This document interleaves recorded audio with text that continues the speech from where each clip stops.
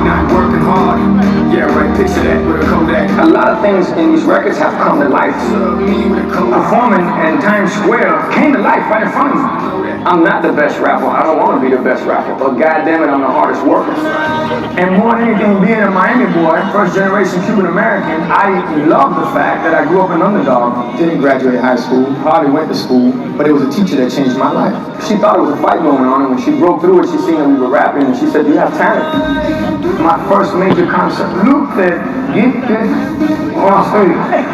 The more I heard no, the more I was like, I gotta fight for this. I believe in this. My happy is to get up every day and look life in the face and go, "Please, what you got, baby? Come on." I always tell people, look, there's no losing, only learning. There's no failure, only opportunities. And there's no problems, only solutions. It all depends on how you want to switch.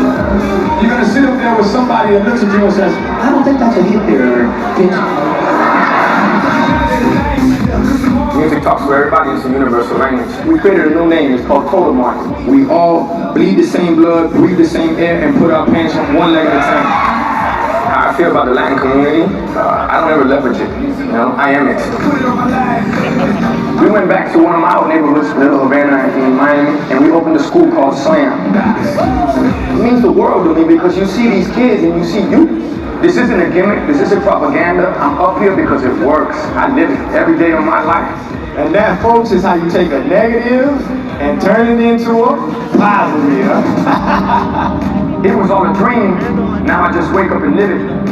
Thinking that the sky was the limit, until I figured out there's footprints on the moon. Now I'm like, get out the way, bitch, move.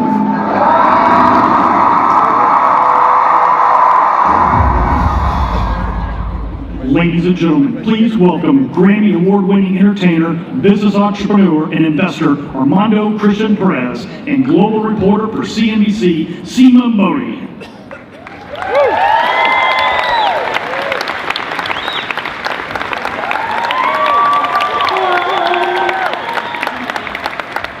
Guess they gave me the wrong mic. That's okay.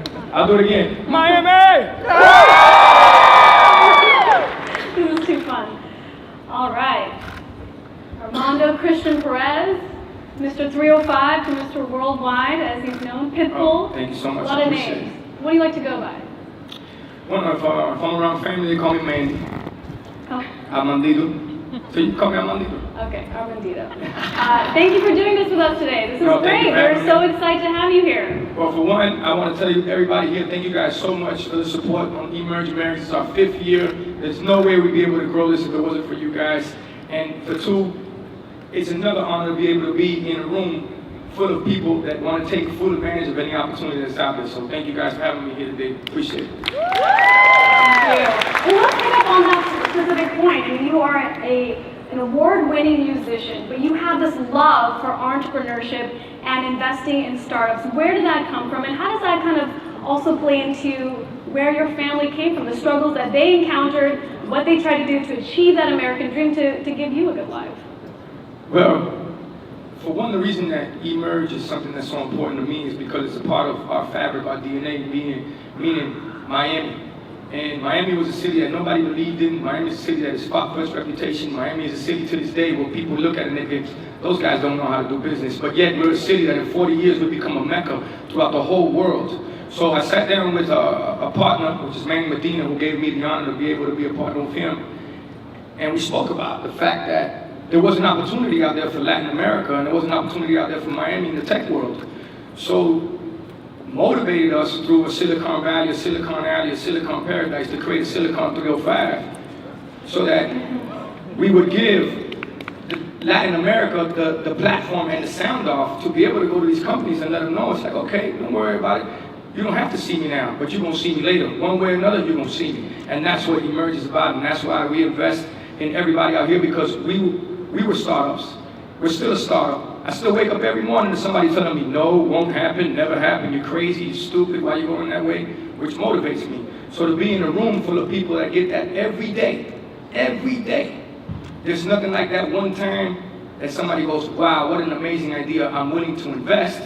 But guess what?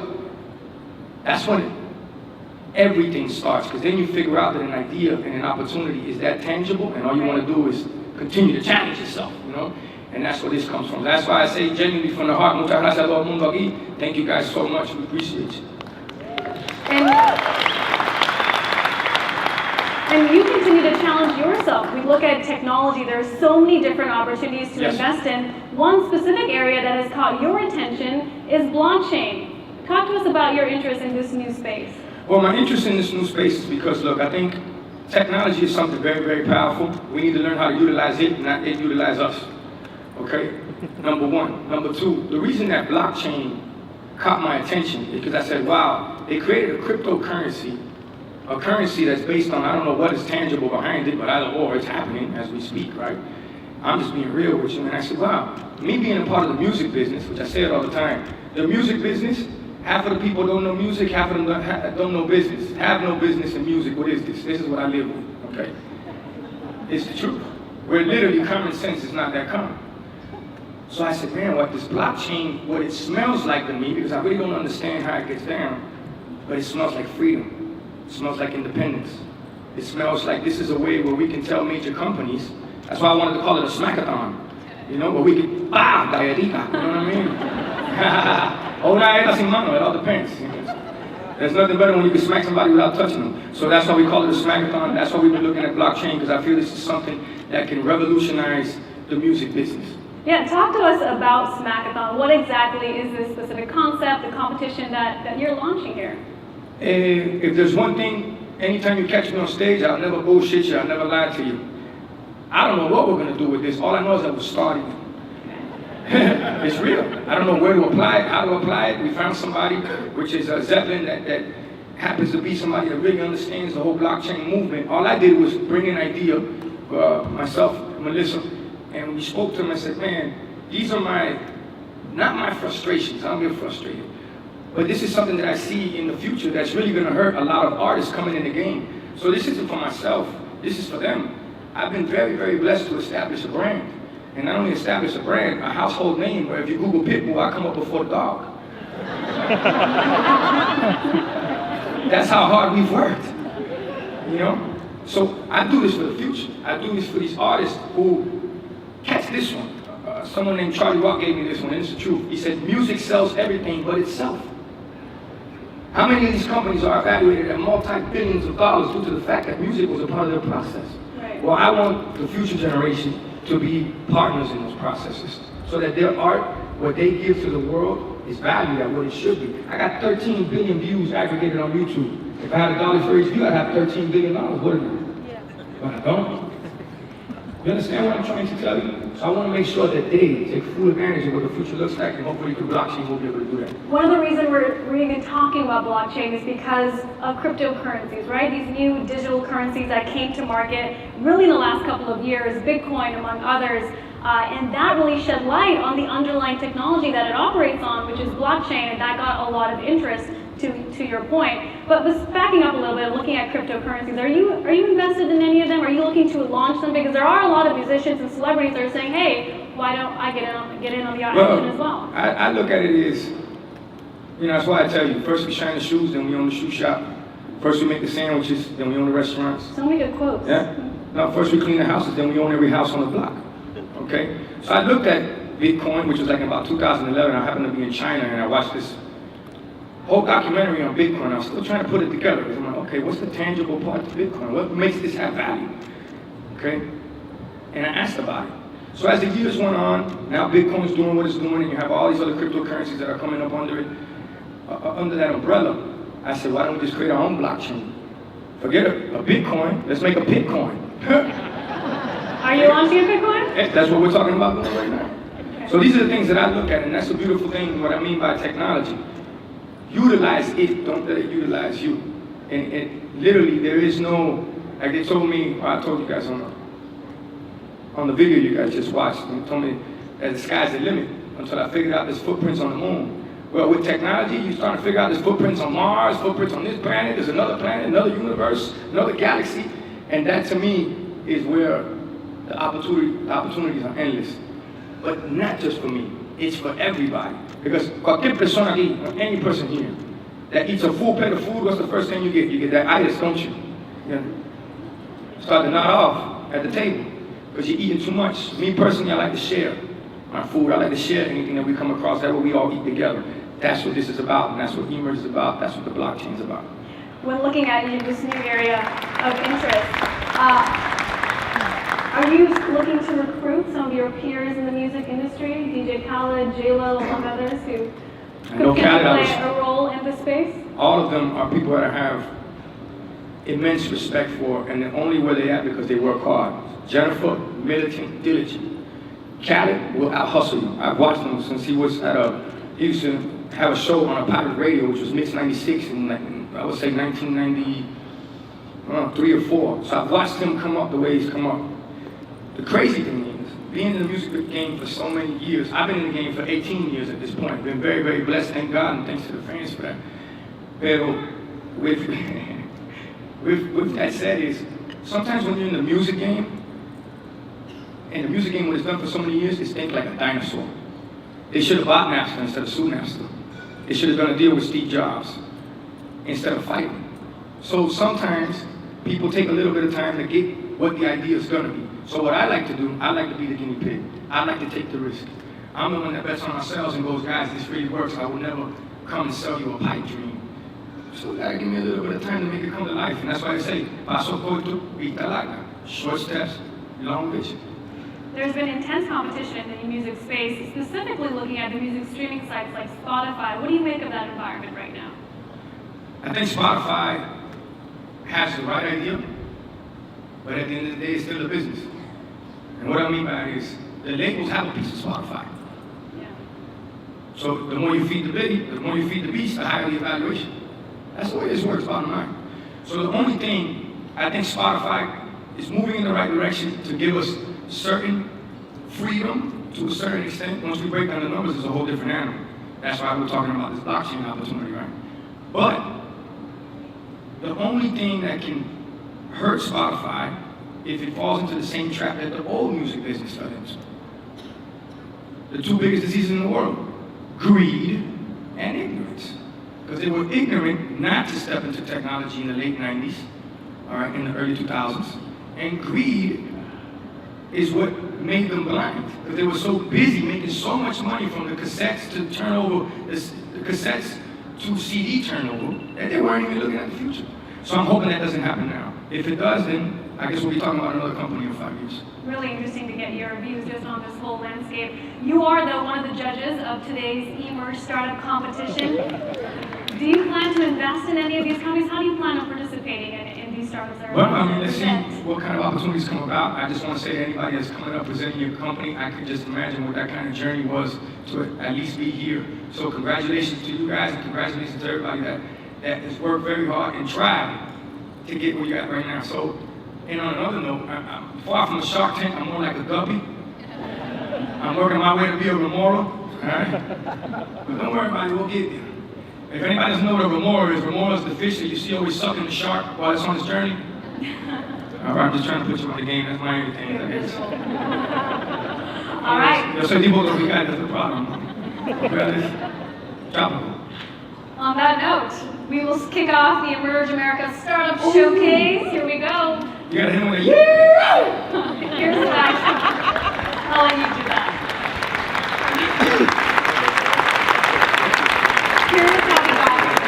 110 companies have gone through virtual boot camps and different tests, all for this moment right now to present to Pitbull and our two other judges, Jason Callinas and Gil Beta of Comcast Ventures, who will join us now, and we'll get this little competition going. Yeah.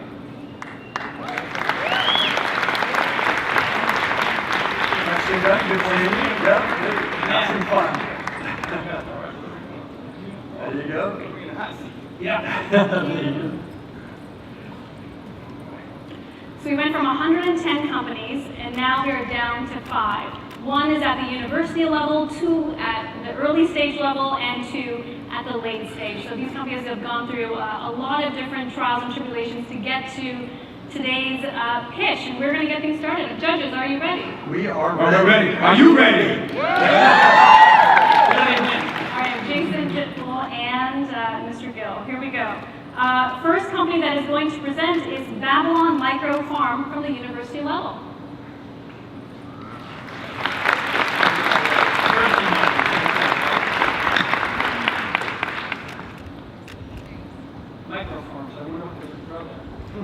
Tiny Good place. evening.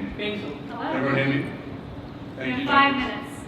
Okay, so I'm going to tell you about a project that started at the University of Virginia, where we were tasked with building hydroponic systems for refugees, allowing them to have freedom and independence to grow their own fresh organic produce. Hydroponics is a means of growing crops using 90% less water than conventional agriculture. Crops grow twice as quickly, and there are no GMOs or pesticides. It has long been heralded as the replacement for conventional agriculture, but it has never been commercially viable.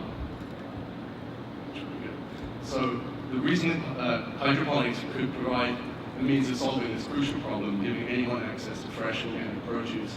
And we see this as a huge macro trend across the world where people want healthier, fresh organic produce. One of the reasons that it hasn't been commercially viable is because the technology hasn't been available to use this precision means of growing crops.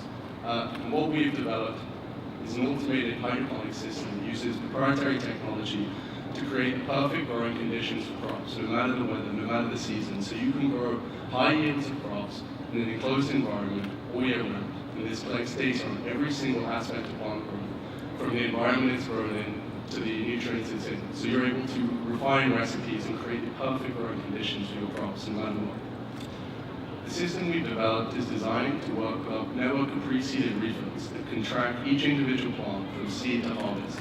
This allows you to refine recipes and also can provide the foundation for a complete system of hydroponic growing. The interface we've developed uses proprietary recipes that we've comprised that ensure the best, highest quality results every time. However, we also have to develop a kit that allows other growers to use our technology and refine their own operation and create their own recipes. We're using this system to develop the next generation of kitchen appliances. What we have here is a modular urban farm where each individual shelf can be segmented to create perfect growing conditions for each respective crop. As a result, these individual units can allow people to grow high yields of fresh organic produce all year round, and all run using our pre-seeded refill pods. So all you as the user have to do is insert the pod, the system will grow it for you and alert you when it's ready to harvest. We're designing these systems to be the most intuitive urban farming devices on the market, and they've used higher level of technology than anything currently in existence, allowing them to serve as functional appliances that can grow food on demand. This is a massive market. We're primarily targeting restaurants, but we could also put it in homes. We're also targeting hotels, motels, and holiday inns. And as a result,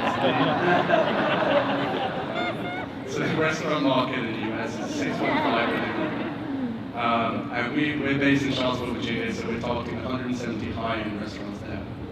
Our business model comprises high-margin hardware sales, all designed to use the same IoT platform and pre-seeded refill pods.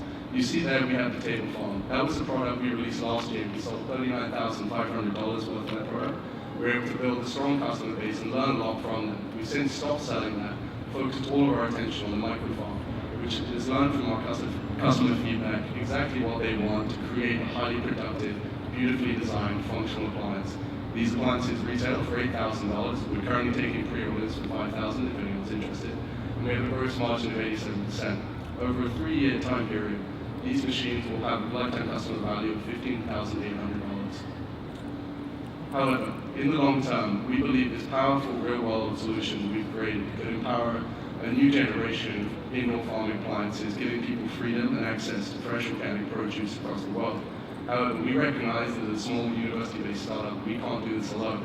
So what we're looking to do is partner with large-scale hardware manufacturers to use our core technology and refined growing system, and of course the consumables, to create a powered by Babylon situation, whereby a new generation of urban farms and green cities can use the consumables we've developed and the technology to create automated growing platforms of any shape and form. The competitive advantages we have is by creating a very tech-heavy platform, we've drastically simplified it into a very easy-to-use, simple interface. By creating basically a computer that can grow crops for you hydroponically, it's incredibly versatile. It can be extended to any type of crop. We're focused on leafy greens and lettuce, but I'm sure a lot of you are thinking about cannabis, and that is something that's coming next. The computer itself is versatile, and therefore it can grow a wide range of crops, and it's agnostic to what type of crop you want to grow.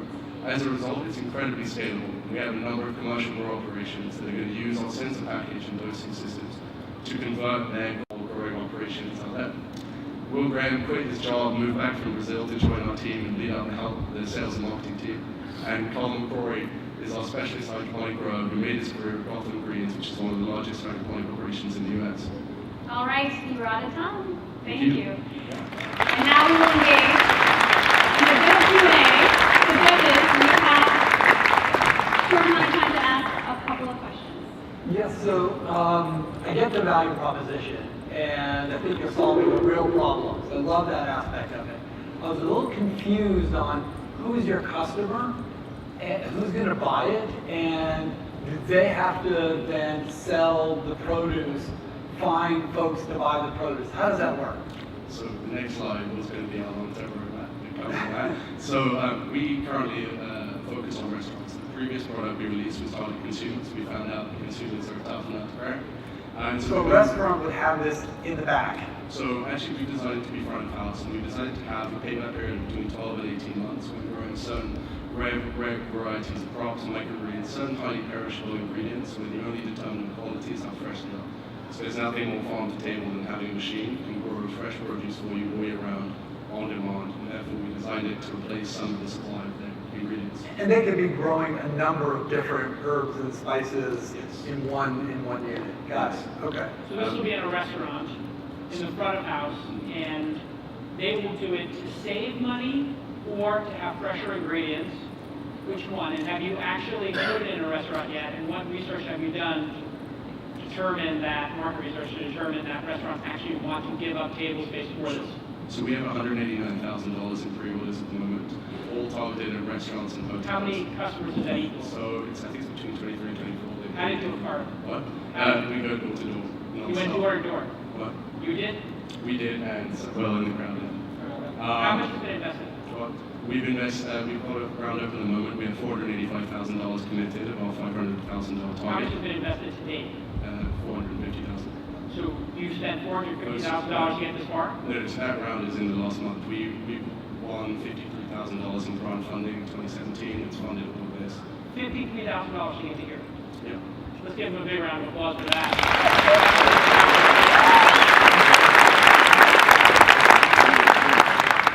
As far as I'm wearing, a couple pointers is when you're speaking to the mic so we can really hear you. I'm having, I'm trying to listen to what you got going on. I think it's an amazing product on what you got going on. And like you said before, it's feeding a purpose that whether we talk about it or we don't, the world is pretty much in the drought at this point. So this is a way that they can save water and at the same time farm.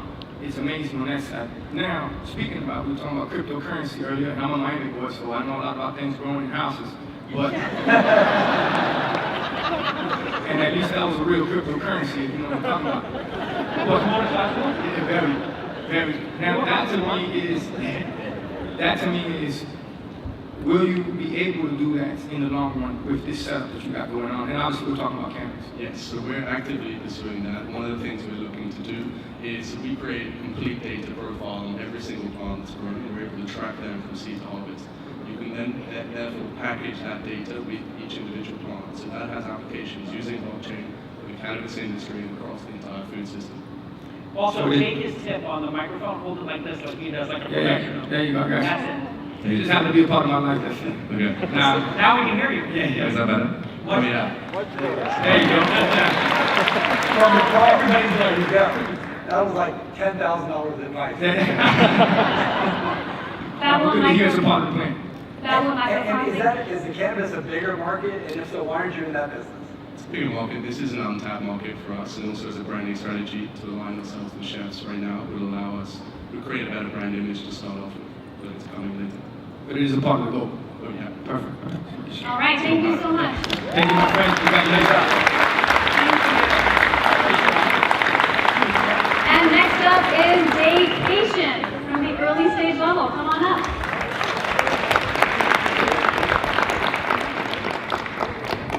Okay, maybe not. Cold feet? Microphone. He's got it. All right, that was a clicker issue. Yeah. Got it. The clicker How's issue, everybody got it. doing today? Good. All right, awesome, great to see you. So I'm Matt Boney, I'm the co-founder and CEO of Daycation, and we sell access to hotel amenities for the day. without having to get a room or spend the night at the hotel. So I want to take you guys to Cancun, Mexico, where I was with my family. We were staying at an Airbnb. You can see us crammed in that elevator here. Every year I would go to Cancun with my family, and we would enjoy basically this wonderful vacation, but we would stay at hotels. And this was the first year that we were using Airbnb. And when I got there, I was like, yes, it's going to be awesome. And we show up, but the problem is we don't have any amenities. No pool, no spa, no steam room, no gym. So the first thing I do, of course, is leave the Airbnb and go knock on hotel doors and say, hey, can I come in and use your facilities for the day? And they tell me no, you can't unless you're spending the night at the hotel or you have a room. So basically, I was studying economics at Brand University at the time while we were on vacation. I basically go back to school. I'm sitting there thinking about all these things in economics class, and one night I wake up and I'm like, oh my god, we have to create the system around all these hotel amenities around the world and let anyone book access to them just for the day without having to get a room or spend the night at the hotel. So I drop out of Brown University and start creating this system.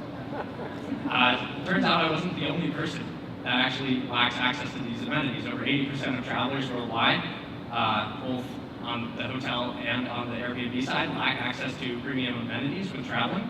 And 80% of locals around the globe also lack access to these amenities.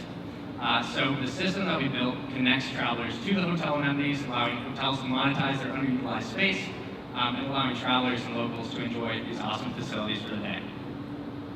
So we also thought, okay, this is a great product for places like Cancun, and also for places like Miami, but what about the rest of the world? What about the small towns? What about the medium large cities? What about these weird places around the world that aren't these meccas?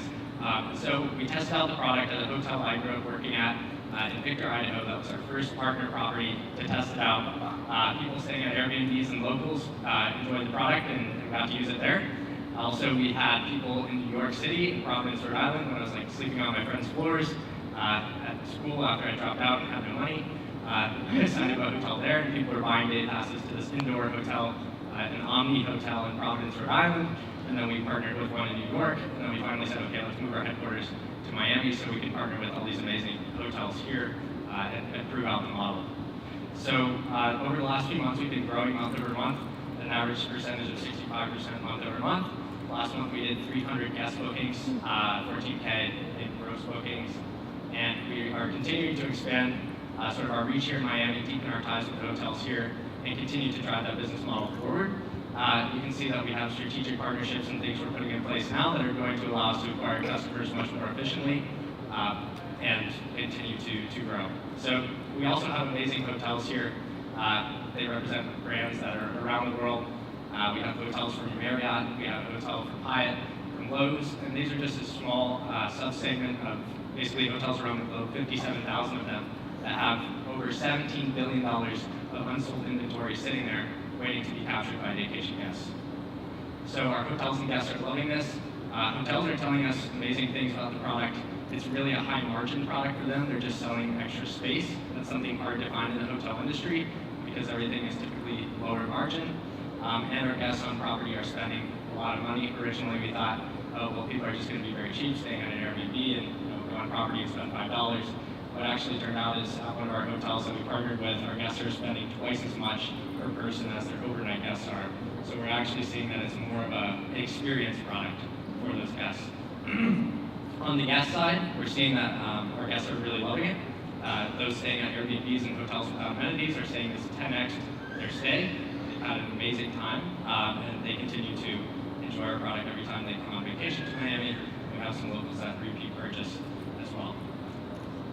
So what we're doing is we're standing at the epicenter of the hotel industry and the hospitality industry in general, tying together Airbnbs, hotels, and locals, and continuing to drive forward an experience that we believe can really define hospitality and hotels for the future as they face this conundrum of what are they, as companies like Airbnb continue to rise and gain guest share.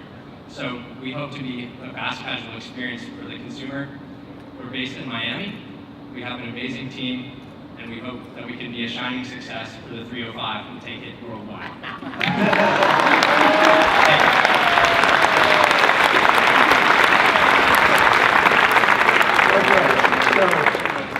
before you fully leave Brown University, you have to answer this question here. I already left. Okay. 3 years ago. Yeah, sorry. I'll ask it anyway. Okay, sure. So at some point, the hotels are going to get smart, and they're going to realize that people are staying next door at the Airbnb for a tenth of the price, and just paying a small premium to go to the hotel. And it might cannibalize the hotel visitorship. So how do you deal with that? Well, actually, if you look at Airbnb statistics, what's interesting is they say everyone that's used Airbnb, like, the more they use it, the more they're loyal to that brand. So what hotels are more worried about is people that tried out Airbnb, and continue to use it and don't even think of hotels. One thing I forgot to mention on the hotel slide is that our hotel partners are saying this is a great way to market our product to markets we aren't reaching right now. So if they're afraid that people are staying at Airbnbs and just have no clue they exist. Me as a millennial, like if I were staying on Airbnbs or had grown up staying at Airbnbs, I probably wouldn't even know that the Hyatt down the street has this fantastic facility. So the hotel looks at it as a potential customer acquisition channel. Customer acquisition, and also just in general, like they're spending a lot of money on pretty profitable outlets. This is a brilliant idea. The people who are impacted most by Airbnbs right now are the 2- and 3-star hotels, not Exactly. the 4- and 5 stars, and they're looking for additional revenue streams. You're charging $50 per person based on the back of the envelope out there, and you take, what, 30%? Yeah, so our percentage right now is 28% if you average the percentages. It differs per hotel. Each contract we go So to. $50 is the average? Yeah. Come for the day. Yeah. Yeah. It's going to be really appealing to locals who want to use pools, Exactly. because there are so few of those. Yeah. And I guess my question for you here is, are you going to take a city-by-city approach to this and have density in the city? And then the second question is, how are you getting customers? How are you acquiring your customers? Have you figured out a way to sustainably acquire them? Because you're only making $50, or actually you're only making 15 of the 50.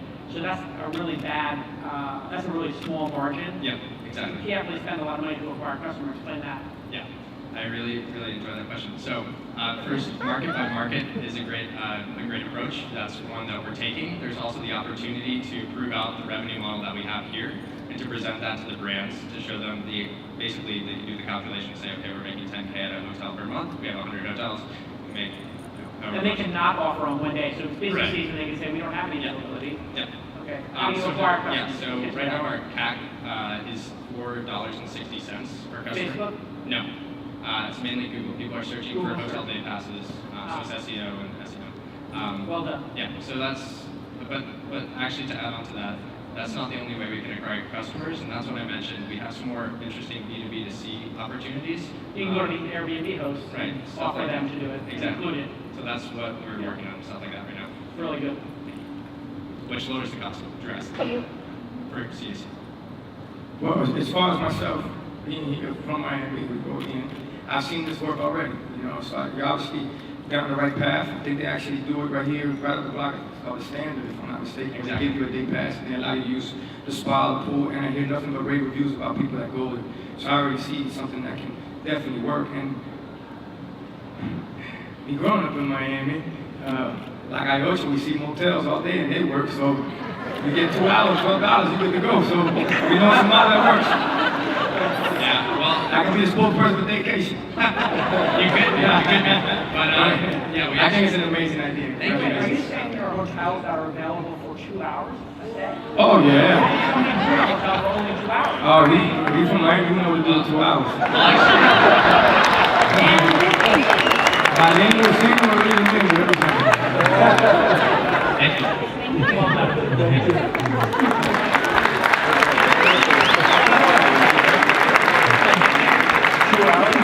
Next up is Stratosphere, an influencer marketing firm. Please join us on stage. This is a great company.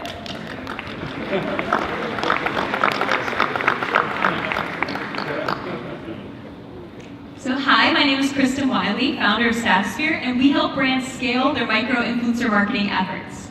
Now, influencer marketing is slated to become a $5 to $10 billion industry over the next 5 years, and it's with good reason. So look at this statistic. 92% of people trust recommendations from individuals, even if they don't know them, over brands.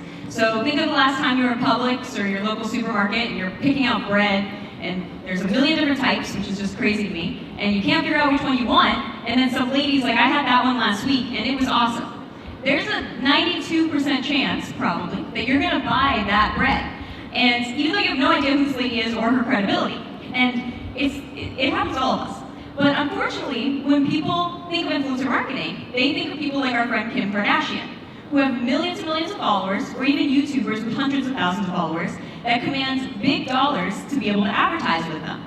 And there's actually a much better way, and that's through micro-influencers. So think of, Leia from the gym, and she posts really cute outfit photos, and I bought these boots because she posted about them. Or Grace from work that posts makeup tips. And these real women are relatable, and you end up making your real purchasing decisions based on them versus on the likes of Kim Kardashian. And it's not just me saying that. These micro-influencers actually have 4 times the engagement rate when compared to big celebrities. So if you can round them up, you can actually move the needle more, and it's more cost effective. The hard part is rounding them all up, which is what we do great at Statusphere. So how it works is influencers apply to join our platform, and we actually vet them on strict criteria, and we actually accept 10% of influencers to apply. So once they're accepted, they fill out their profile, and they get matched each month with products based on their likes and dislikes. So if they're vegan, we only show them vegan products, and so on. They pick which products they want in exchange for agreeing to post about them on their social networks. We then box them up and ship it to them. So it's like their own subscription box that they get monthly in exchange for posting. And that box itself actually gives us great margins, which I'll talk about in a second. And then they post about it, and we provide reports to brands. So brands are already doing this. I worked at an agency for 5 years doing influencer marketing outreach. And right now, your only options are to spend hours internally, messaging one by one, or purchasing really expensive tools that start around $2,000 a month, and then you have to pay someone like me to manage that tool. Now with Statusphere, we have no platform access fee, no additional employee to manage it, and we have superior data integrity because we get the data directly from the influencers and not just guessed through a third party. So how do we make money?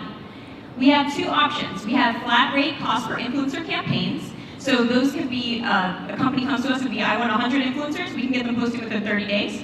Or a lot of smaller brands opt for the influencers per month strategy, subscription, where they'll do 15 to 25 influencers a month with us.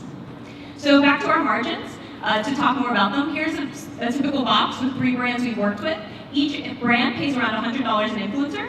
So we package this box up, we make $300, giving us a 90% gross margin.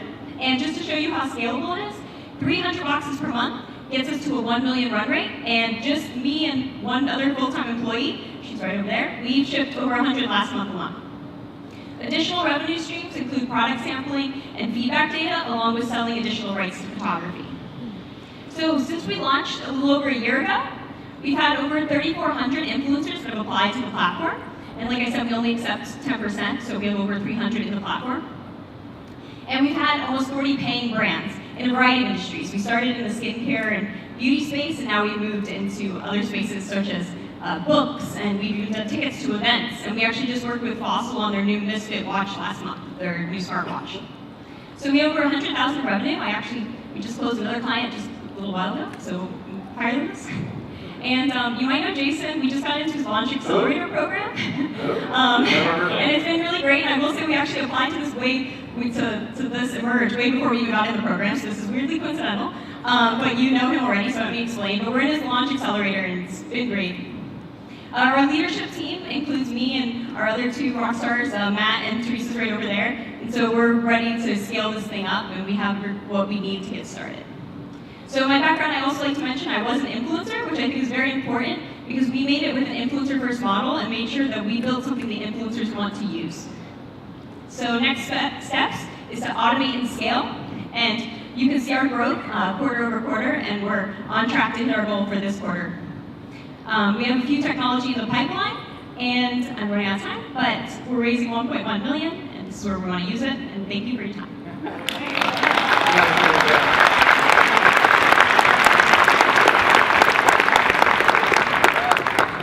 Can you talk a little bit about the competitive landscape? So there seem to be a number of companies, the hot space, definitely growing, going to be big, but there are a number of companies who are trying to aggregate these smaller influencers. Yeah, so the space is incredibly fragmented. As somebody who worked in it for 5 years, really like the yellow pages of influencer marketing mixed with a CRM. So you can go and search them, and then you can build lists, and then you can message them, and then you can email them. That's what 90% of these platforms fall into. And then you need a lot of management on top of it. So we replace that piece. The other side is the managed services. So there's a lot of companies that do more the agency model, which isn't scalable, but they do a good job of it, but it causes them to have much higher cost per barrier to entry. We're a hybrid of the two, where we figured out a way to scale the managed services piece for brands that don't want to do that.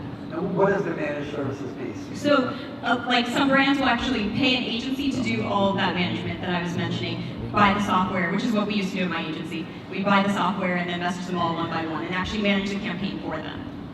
Got it. Well, every time I come to Miami, I find one or two companies to invest in. So the last trip I was here cost me $200,000, and this trip I've met 3, so it's going to cost me $300,000. It's getting expensive to come here, but I'm a huge fan of the company, and I think it's going to scale incredibly gracefully.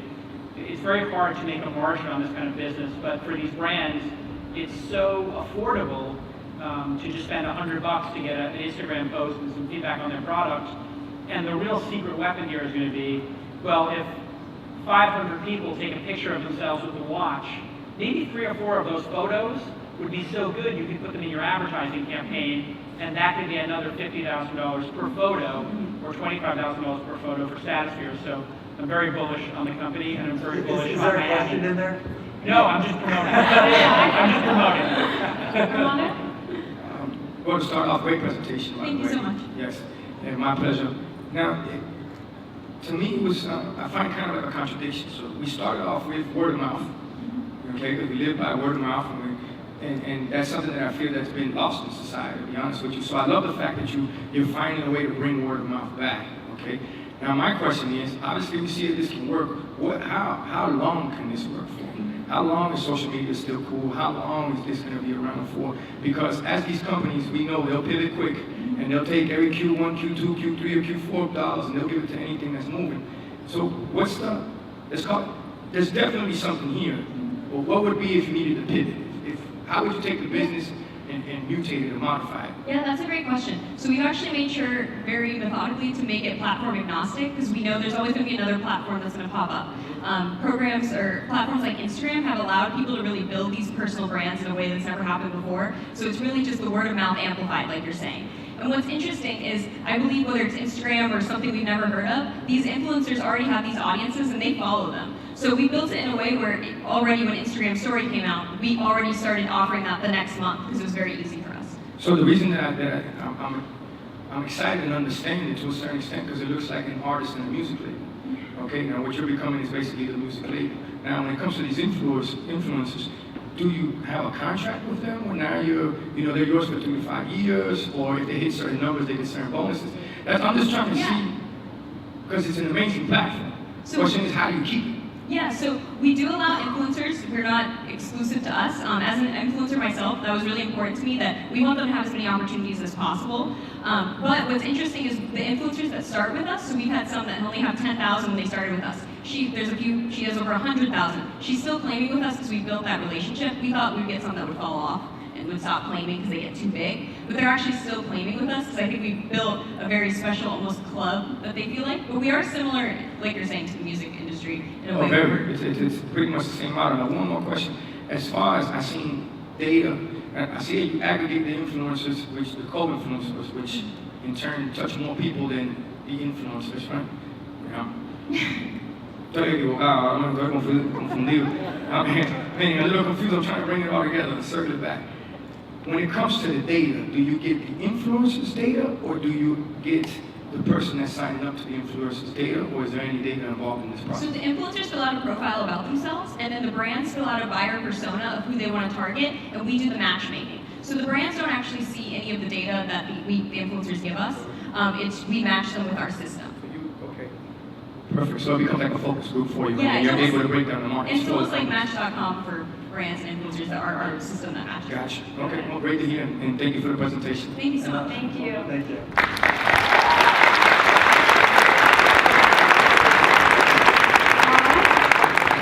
And next up is our our fourth contestant, Zendu, helping small businesses with bookkeeping and accounting. Zendu. Hello. Hi there. Hi, how are you? My name is Lil Roberts. I'm co-founder of Zendu. Zendu is a cloud-based monthly subscription providing bookkeeping and CPA services for the small business owner. Today's small business owners are flying blind. 92% of small businesses operate their business out of their bank account. The category is less than 20 employees, right? 82% of those, based on the US Bank study, that go out of business in that category fail because they run out of cash. So sad, right? Totally sad. Why is this happening? The CPA industry is archaic. The world is moving fast, and they haven't kept up, right? There are outdated methods, unavailable, can't reach them by phone, right? Unpredictable pricing, and they don't know the current business models of today, like micro-influencers. E-com businesses selling pocket squares. We have a guy that does that. It's kind of crazy, right? How does Zendu solve this problem? We have automated 80% of the bookkeeper's tasks through machine learning. That allows us to deliver the small business owners profitable tax planning and tax strategy, and all the way through to their corporate tax return at the end of the year. My partner and I, we have built and exited multiple businesses in many industries.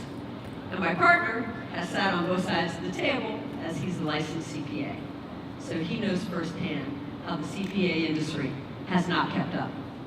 We've been very fortunate to attract a strong team, strong advisory board, people like Andy Lark, who is with Xero, Brad Tuckman from Creative Drive, who's here with us today, and also Mike Morris from Grasshopper.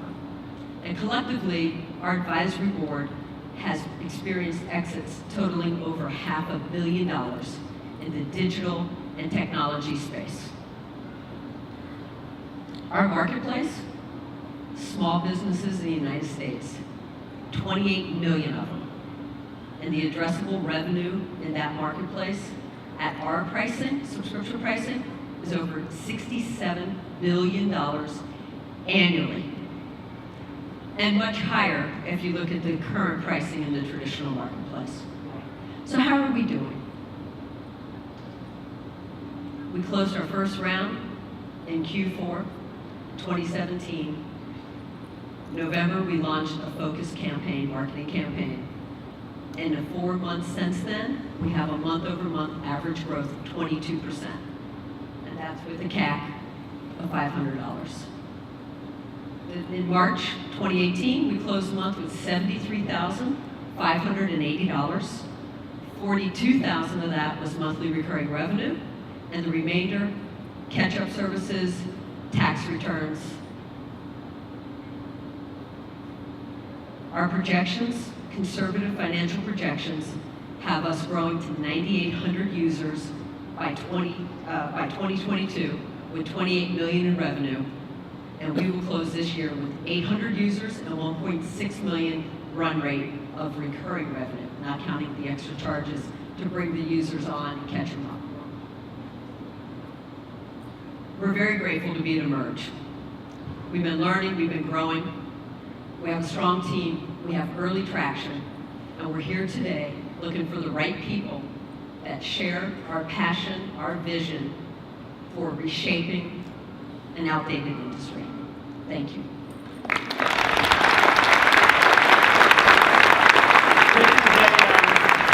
This is a phenomenally boring company that is going to print money. And that's fantastic. Thank you. I think next time show the product a little bit. It's a very fancy deck and a lot of time on the advisors. Actually, I visited you in the booth and the product looks really interesting. So always show the product. I think the margin is going to be the challenge for your business. So it's amazing that the lifetime value of this customer is going to be $10,000 or something to that effect if they stay for the 4 years. So it's down to $500 acquiring each one, as opposed to Daycation, which is making $15 a customer. So it's much more difficult to acquire those customers. So my question for you is, what's the margin on this? Because you have to pay bookkeepers and you have to do a lot of work. Is it a 10%, 20%, 30% margin business? So it is. End of the day. End of the day, and thank you because you did stop by and we greatly appreciated your time. So we're at a 70% gross margin, and at the end of the day, after speaking with you, we went back and we looked at everything, we end up with a 52%. Yeah, that's going to be the key to become venture scale. And that's going to be, you're going to do that through software. So really focus on that software. Every time you make something 1 or 2% more efficient, it doesn't seem like a lot, right? But if you do 20 things a year, now you're going to be 20, 30, 40% more efficient than your competitors, and that's where the margin will come. Little gains. Thank you. And we 10x the bookkeeper. So typical CPA, it's bookkeeper handles 25 clients, and our bookkeepers handle 250. And actually, we see them handling 300. But we thought, oh my God, that's way too much. But as we all know, with machine learning, you can achieve those numbers. So thank you very much for that. We're going to do what you're saying. All right. Watch that line. First off, thank you for focusing on small businesses. It's the heart of America. It's our lifeblood. Most of Americans work for small businesses, so thank you for doing that. Thank you. Thank you so much. I worry that it's going to be difficult to get these mom and pop operations on board, right? They're not used to having bookkeepers and having good books and all. It's all a cash business. How do you help them go from a shoebox to, a web interface? I'm smiling because we're amazed at really how easy it is to acquire them so far. Now we're acquiring 40 a month, not 200 yet a month, and we're kind of holding it that. We're holding it tempered so as we're learning, making sure we're not disappointing. It's the new economy. So Amazon alone, the e-com businesses, we have clients that are from Russia, Belgium, Sweden that are having American, U.S. Amazon businesses. And just Amazon businesses alone, they totally get it. The traditional market doesn't know how to connect them. They don't deal with shoeboxes. We don't deal with shoeboxes. If somebody calls us and says, oh, we want to send you stuff, we connect digitally. And so that's the only way. So they have to be using, let's say, a QuickBooks or some minimal level of automation. Not at all. So most of our clients they're under 20 employees, so 5 to 10 employees are out of their bank account, so they're not even using QuickBooks or Xero. We wrapped our software around Xero instead of building out our own P&L and having it proprietary. So we said, hey, we're here to take care of small businesses. Let's get to market and let's scale, right? So they don't have something. We actually are the ones with the books, and we invite them in to teach them how they can go in and actually, use the accounting software for them to do their business. Well, as far as myself, me growing up, my father, after extracurricular activities in the 80s in Miami, became an accountant. So I seen exactly the kind of trust and how people would come over and trust them with everything they had going on and how they would go and grow the business. Type of accountant that would tell you you had 6 kids instead of 2 kids, but out of order. It was that kind of game, right? But what I love about it is that the small business also being able to give them an opportunity. The only thing I'm asking is pretty much what you're saying, how scalable is this for real? Can you really meet the supply and demand? If it were to get to a certain level, how do we bring in, because it's literally going to take an army to handle the kind of numbers that you're talking about right there. Is it something that the people need? Absolutely. Is it something that, how can I put, is going to help them to be able to grow? Absolutely. Will you guys be able to grow at that level? Great question, thank you. So each pod handles 1,000 users. So that's 3 CPAs, accountants, and 4 bookkeepers. And the bookkeepers don't need to be bookkeepers that they've gone to college. The software is what's the key. So for 15,000 clients, you're looking at 7 times 15, 105 people, right? To bring in that side of it. 105 people are handling 15,000 people? Yes, sir. Wow. Now here's my next question. Just going to the next one. Now if I were to get audited by the IRS, okay, does your company become a buffer in between me and the IRS, or am I still taking the hit for you guys? You're absolutely not going to take the hit.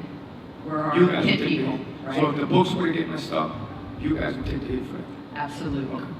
Hey, when you say your dad was in extracurricular activities, tennis or? Anybody from Miami knows what I'm talking about. So, See, his son got the key to Miami. He had the key to Miami. You know what I'm talking about? That's right. That's right. All right, thank you for presenting Zendu. thank you so much. My pleasure. Thank you so much for your help. I love that you found that group that is Amazon affiliate people because they're very entrepreneurial. That's a way to get thousands of customers. Yeah, PayPal is actually eBay and was able to build inside of that ecosystem. So I can see them building inside the Amazon ecosystem. Gentlemen, last but not least, we have Cancer Aid, an app that helps cancer patients. Please join us on stage. Present your company.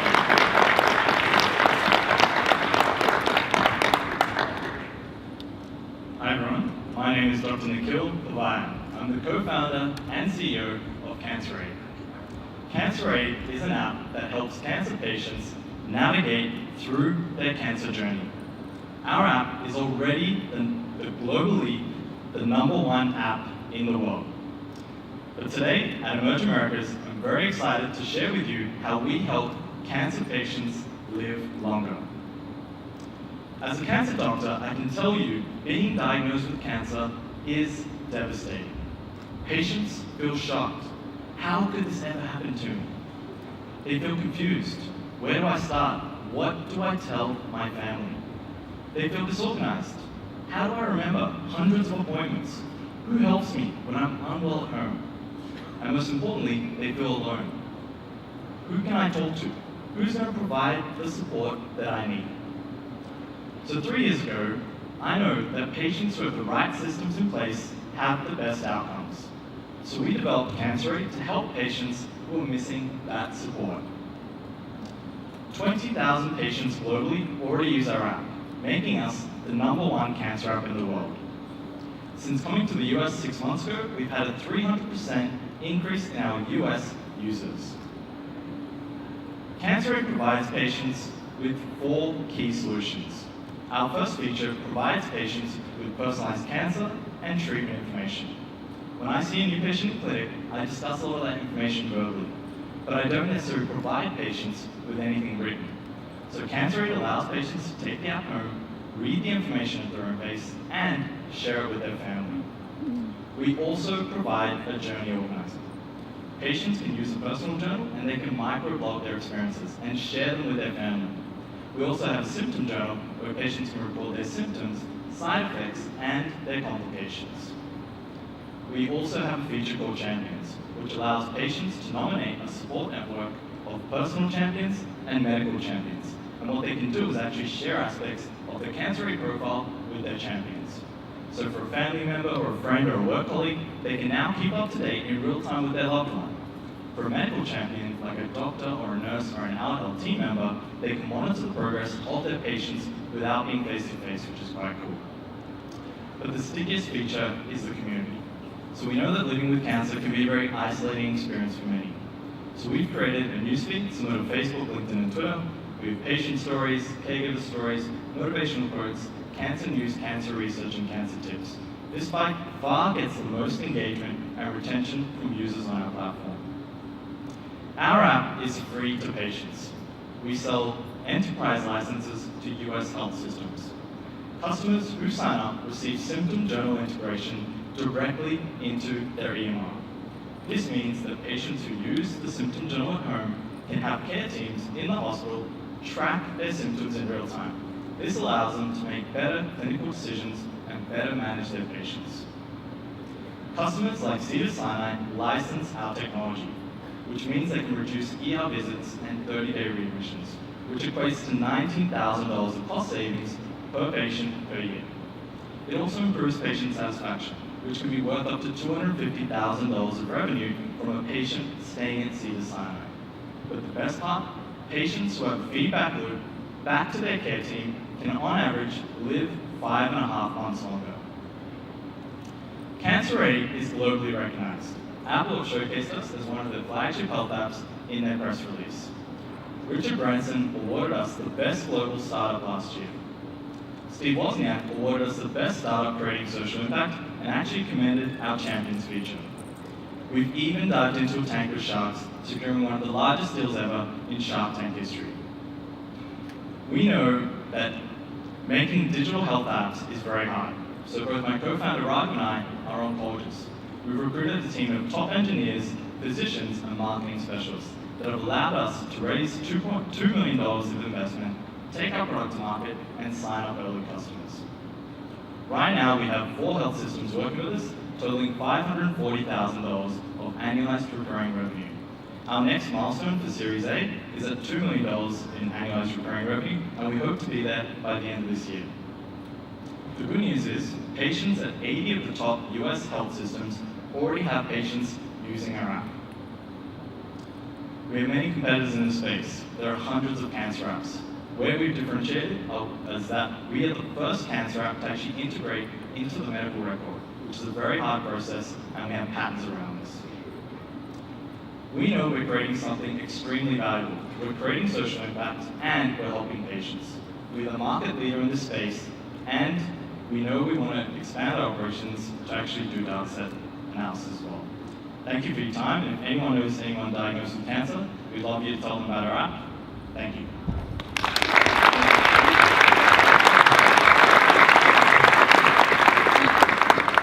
And this is my colleague Nick, who's our director of B. Good afternoon, everyone. Great. Obviously doing wonderful work. Can you talk to me a little bit about how do you get the additional, let's say, 5 months? You mentioned that cancer patient using the app on average lives 5 months longer. How does that work? Talk me through that a bit. Yeah, so it was actually based on a study that came out of MSK. It was the first randomized controlled trial that showed a survival benefit from patients using a symptom journal. So in the study, they had advanced cancer patients using a symptom journal very similar to ours, and care teams were able to actually intervene earlier when symptoms got worse. So the idea is that patients have better health-seeking behaviors, but care teams better manage their symptoms so that they stay on the treatments longer. So 5.5 months is like incredible in oncology. Pharmaceutical companies invest billions of dollars to move the needle a few weeks. So for something so simple like symptom tracking, to create 5 months of advantage was just remarkable. So that was with a generic symptom journal, not your specific one. Yeah, correct. So what we've done is we know there's value in that, so we put in patents around authenticating a patient with that symptom tracker, as well as patents around the actual symptom tracking itself. That same symptom journal was in our app for 2 years. We just never had evidence like that to show it, so it was great that it came out. That's great. And why do you need us? It seems like you had 80 of the top 200, hospitals. You have, a bunch of, folks using it and off to the races. How could additional capital accelerate your efforts? So you're right. One of the things is that we have a fantastic network of partners and great visibility in the space. Sales cycles in healthcare are difficult and a little bit longer than the average consumer application. So from our point of view, the capital really enables us to get in front of the right people. Luckily, we've short-circuited the sales cycle somewhat by having those patients and those clinicians already adopting the technology on a free basis. But really, the capital will enable us to add new product features, particularly around analytics on the preventative measures for patients in the community to prevent them from attending the ER. It's, I think, awesome that you're choosing to do this work. The 3 most difficult categories for founders in 2018 are construction, housing, health, and education. It also turns out that those are the most expensive categories in terms of price appreciation. So jeans and software and cars are getting cheaper. Health and homes and college degrees are getting wildly expensive. And so congratulations on that, but it also means that you're going to have an incredibly hard time with this long sales cycle. And I think you're doing a lot of different things. It feels like the app has 5 or 6 features, so just one piece of advice might be to deprecate stuff that's not working and really focus on that journal and that community. Those 2 things seem to work, and the app seems a little bit confusing that there's so many different things going on. So just unsolicited advice, if 2 things are working, it's 90% of activity, just triple down on that and get rid of the other stuff. Is there a play for consumers to pay, or consumers just will not pay for this? Because if the if it's going to be years to get 500K after 2 years and another 500K, this is never going to be a huge business. It's going to be a boutique business, and it needs to be a huge business. So what about charging people $10 a month? Sure. So the $500,000 we've actually closed in the last 6 months since we monetized the product. So really, we've been a revenue-generating business. And that's 4 customers, 125 each? No, varying size of the hospitals, depending on the health system and the amount of patients they have within the oncology clinic, and different payers and pharma companies. What's the average size? Average size, well, Cedars-Sinai has 1,000 patients, and then we work with a smaller hospital in Australia, which has 120. 1,000 patients, how much a month? So we actually have a contract with them on a monthly enterprise subscription, but now they tend to do per patient per month basis, around $15 per patient. And make sure you price it correctly. And what about the insurance companies? Will they pay you, or? Insurance sales cycles are even longer, so we're not approaching the payers right now, although we'd be willing to open up a conversation with anybody and see if there's And my original final question, would consumers pay? It's a difficult one. Nick and I are both physicians, and the reason for which we built the application is really to educate and empower the oncology community. So from that perspective, we're reticent to charge oncology patients because part of the value out of this platform is that we support cancer patients. And yeah, but cancer patients are dying of cancer, like they'll pay anything. Like, wouldn't a modest amount that provided massive value be worth it? Yeah, this is something we can explore, and we have thought about it. Yeah. Certainly from day one, one of the reasons we became doctors was to help patients, and we felt like we never really wanted to charge patients. So in health systems and pharmaceutical companies, now with clinical trials that we're exploring, so there's enough money in there with expenditures and cost savings that hopefully some of these other stakeholders can cover for these patients. Just as a point of reference, I was the first investor in Calm.com, which was Apple's app of the year last year. They charge like $10 a month, even $8 a month, and people are willing to pay that for a meditation app. You're an app that's helping them live longer. So I wouldn't underestimate what people are willing to pay, and I would challenge yourself to think about providing enough value that people feel great about paying. So both of my parents are cancer survivors, and if this was available when my mom had breast cancer in 2000, or my dad when he had prostate cancer in 2007, I would have paid any amount of money. And if I could get a concierge doctor or some advice, we were looking for that. And so I think you're onto something, but don't sell yourself short and don't underestimate people's willingness to pay. I like the aspect of the relatives. So it seems like you're not necessarily taking advantage of the patient, but having the relatives pay for it. Yeah. Last word? Yeah, as far as for me, also my grandmother beat cancer. My brother died from cancer, and I have something very special to me that's dealing with cancer right now. I'm a big believer in mind over matter. If you don't mind, no matter. So if you have somebody that's being able to coach you, motivate you, inspire you, yes, I understand that it'll give you those 5 months and a half more of life, and hopefully, you beat it, let's just say. Now, my question is this, because I look long term. You're running into a field where you're dealing with conglomerates, animals, Goliaths, monsters, where the minute that they feel that you're making people healthier, because the business is not in getting healthier, the business is in getting sicker. You guys are physicians, you know this, you know what the numbers look like.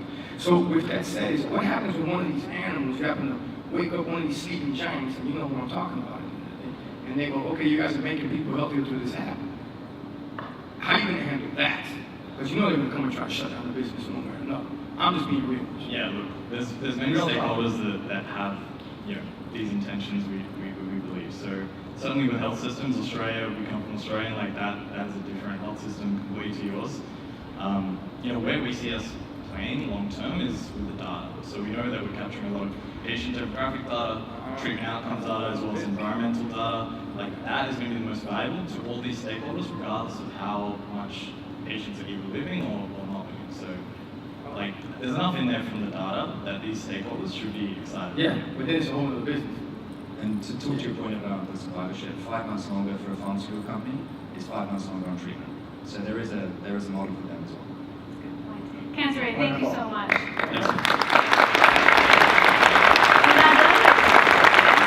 Those are 5 incredible companies. We're now going to ask our judges to go backstage and deliberate and pick the winner. Stay tuned.